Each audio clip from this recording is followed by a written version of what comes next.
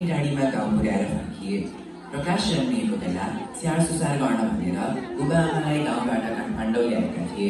कोठा नजिकैको पार्कमा आमा सुशीला र बुबा चन्द्र छोरा प्रकाशलाई साइकल सिकाउँदैछन्। अब छोराले सजिलै साइकल चलाउन सकिहाल्छ नि। अस्ति मैले सिकाएँ, आज हजुर सिकाइछु। ल मजाले चलाऊ, मैले समाइरहेको छु। डराउनु पर्दैन। गच्च गच्च गच्च मेरो छोराले चलायो।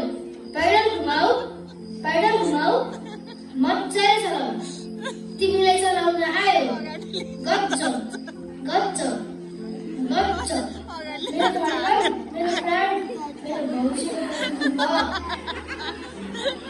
बुबा कस्तो ठकै लाग्यो। साइकल सिक्दा अलिअलि ठकै लागिहाल्छ नि।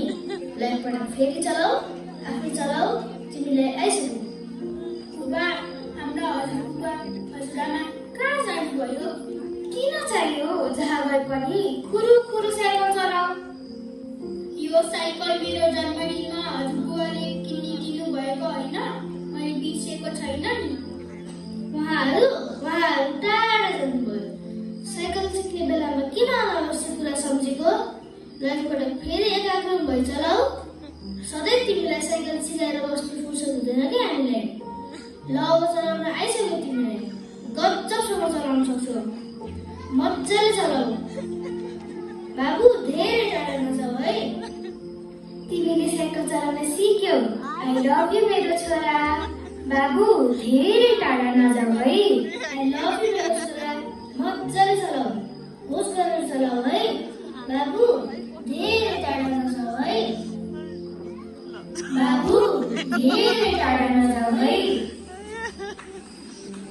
किन आउनु भएको सहरको रमझम छोडेर? एक्लै बस्न सकिन्छ यहाँ? म उता आफ्नो घर हेर्नु कि यता तपाईहरूलाई? आफ्ना सासू ससुरा पनि हिँड्न सक्नुहुन्न। रहरले आएको हो र? तिरस्कार खपेर कति बस्नु? देखि सहरनान कहिले के दोष लाउँछन्, कहिले के दोष लाउँछन्। 3 छोरा छन् काठमाडौँमा।